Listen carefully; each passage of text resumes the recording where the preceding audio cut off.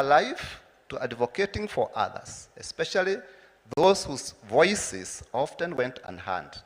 She showed us the meaning of true courage, standing firm in her convictions and fighting tirelessly for what she believed in. But beyond her professional accomplishments, Judy was a sister who loved fiercely and unconditionally. She celebrated my victories as though they were her own and stood by me through my struggles with unwavering support. I remember there was a unit I filled at KU. I scorned the unimaginable, for those who understand. And Judy was so comforting. She told me, what's wrong with you? Stop stressing yourself. There are so many units ahead of you. So, ikiwa hii ndio inakustress, utamaliza kweli. She gave me strength to continue. So, her faith in me never wavered, even in moments when I doubted myself, like that time. Judy, your legacy is one of love, strength, and unshakable integrity. While the void you've left is immeasurable indeed, I find comfort in the memories we shared, the lessons you taught me, and especially I remember Judy is the one who inspired me to read novels. I'm also an avid novel reader. I remember before I even did my CPE, I had read Mind Boy, for those who are interested in literature. Mind Boy, it is so many QS, it's 36 EV. And it still lingers in my mind. Another one, there was another big novel. And the character was a boy called Bigger. Bigger, for those who have learned. He was a black American. He had killed a white man's child and he was trying to escape. So many novels I've read from Judy.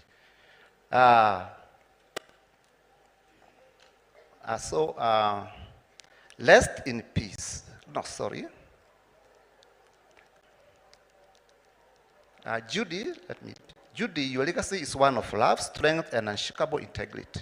While the void you have left is immeasurable, I find comfort in the memories we shared, the lessons you taught me, and the countless lives you touched. You lived with a purpose and left an enduring impact that will continue to inspire generations. Rest in peace, my dear sister. Though you are no longer with us in person, your spirit will forever remain in our hearts. I will carry your memory with pride and strive to honor your legacy in all that I do. That means I'm not willing to break the laws. Until we meet again, today, I will miss you dearly. With all my love, your brother John. Thank you. Now we invite Nyambura. Karibu.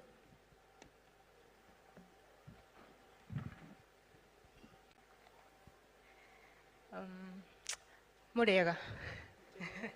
No, last evening, someone said that's Hebrew, so I just greet you in that Hebrew language. So my name is Nyambura, and I grew up in the light of Judy's excellence, as you can imagine.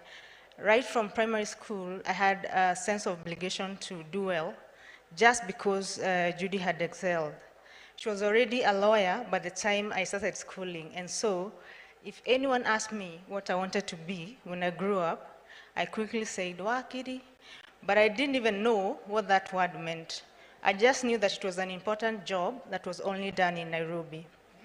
So when I grew up and finally realized what it took to be a lawyer, and a great lawyer like Judy, the sheer amount of reading and hard work, she read a lot and a lot of novels and everything. So I just gave up those delusions of grandeur that I had. So I instead sought to find something that would fulfill me just as law fulfilled Judy, because she loved it. She lived it and she was brilliant at it. Judy was not only a sister to me, but she was also like a second mother. She has been there since my birth, supporting my education, health, and career until today. She has challenged me to think and act beyond my self-imposed boundaries. Judy would listen to my many reasons why something could not be done and then ask, but why not Nyambura? She would then proceed to counter my reasons, and in the end, I would find myself heartily agreeing with her. Judy's sense of humor was legendary. She would whisper a witty comment in a serious setting, but would not laugh. I, on the other hand, would giggle a little bit, and then it would be too loud. So I would get some side eyes from those who are serious in the setting. So, but death is so final, and all we remain with are memories of days past. So even in this heaviness, I choose to look back to the past with gratitude for being given a rare gem and an exceptional human being for a sister. Rest well, Judy, until we meet again. Nyambura. Oh, watu wa Kanyanyaini, the villagers. I think you didn't come alone. Kuna watu wa Kanyanyaini hapa. Muko wengi. Muriega, hawawezi kuja hapa wote, lakini nitawaambia wasimame. Watu wa Kanyanyaini, hebu simameni. The villagers, hey, Senator nakuona. And we salute mom is also here with us, Judy's mom. Asanteni sana, Muriega rege. Poleni sana na asanteni sana kwa kupatia msichana wa nguvu. Si ndio? Asanteni, thanks for coming. We salute you. Thank you very much. Thank you so much. Allow me to call up on stage John's siblings also. Judy came from Kanyanyaini, and by the way, as she was transitioning, tulikuwa pamoja. I was in school with John. Allow me to call the siblings first as I give you the story. Jane Masharia, John's siblings, Jane, Patrick, Mrs. Githai, Mama Grace, the Gikandi family, and then cousins Washuka, and the nieces and nephews. Karibuni, please come up on stage. Karibuni sana. So, my name is Rose Gishuki. Gishuki, John and I were in India, and it is a very long story. And then we met Judy in Nairobi. And that house that was being said, that was our meeting point because it was the poshest house, and obviously because it belonged to Judy. Judy and I had aspirations to look for our houses to be nice, to be big. Did you see our house? It's because we grew up in small spaces, so we always aspire to be in big spaces. So we salute Auntie E and Mama Wangeshi. Karibuni sana, Jane. Brian, are you here? Brian, come up.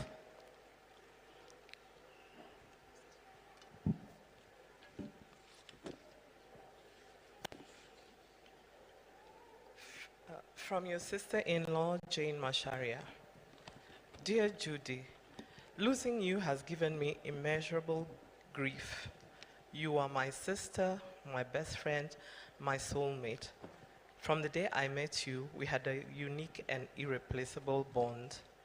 As my family and I celebrated Christmas in December and then went on holiday with you for the new year, I did not know that this would be the last to share with you. I will forever treasure these moments. You protected me by not telling me how ill you were, and you put on a brave face. I will treasure the memories that we shared, but I'm heartbroken that we shall not create new memories together. I will miss the conversations we had, the advice and wisdom that you shared with me. I will miss the sense of comfort and safety that you gave me, just knowing that you are a call away. I will miss the emotional closeness that we shared. As I think of the unfulfilled plans we had for the future, I can't fathom a future without you. You had finally agreed to slow down, and we had plans to travel to Spain this year to visit my son-in-law's home.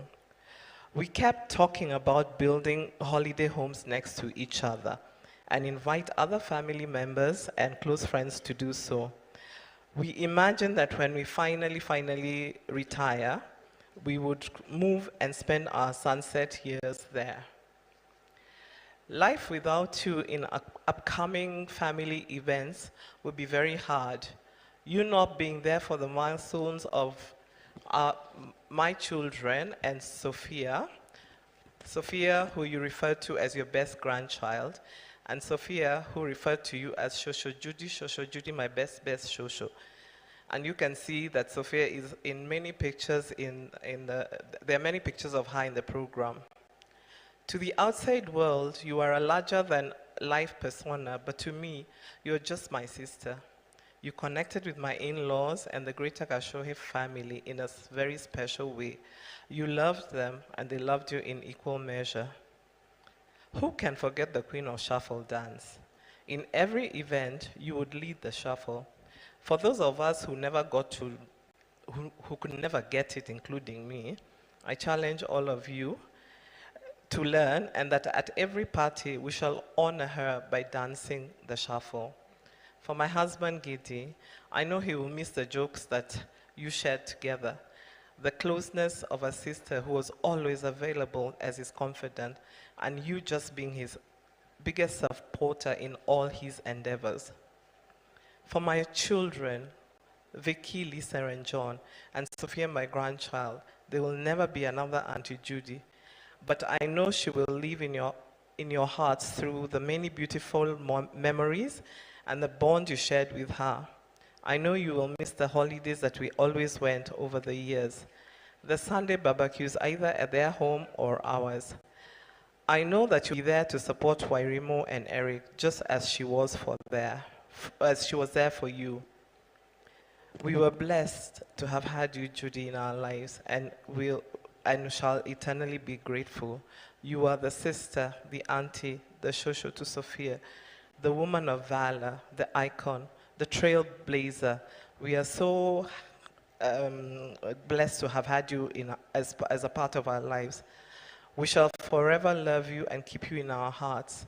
You are gone but not forgotten. What is left for me is to look for signs, a message, or a reminder that your love is still alive. Life in itself seems overcast now, and maybe it's a little silly, but every so often, when the sun breaks through the clouds, I shall say to myself, there you are. Rest with the angels, my darling sister Judy. Thank you. Thank you, Jane. And now we welcome Patrick, John's brother. Good afternoon, church. Wanjeri, as I tenderly called you, when John brought you into our lives, you not only became a member of the family, but you also became my sister and close friend. I'll never forget how you bonded with mom and dad, like a daughter they always had. When I had an issue that was bothering me, I would seek your advice, and no matter what it was, you'd first start by letting it up. When we spoke, you would joke about almost everything. So I was always careful about what I was saying. Others would get the enjoyment of my life, because that was Judy for you. You had to be careful as you were speaking to her, or you'd never hear the end of it. There was so much more I would like to say about you, but it would take the whole day. Wanjeri, you've left a void in my family that no one can fill. You will always live in our hearts. May you rest in peace, Patrick.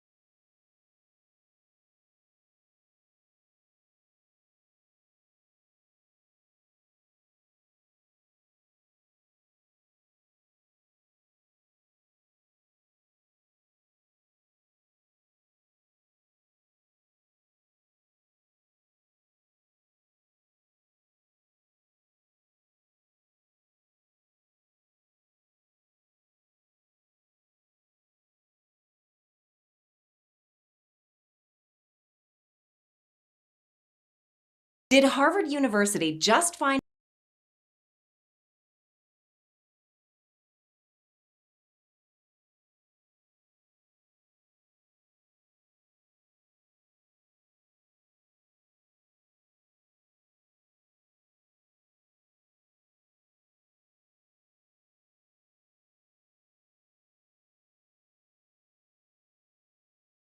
a way to restore crystal clear 20/20 vision without glasses, contacts, or surgery?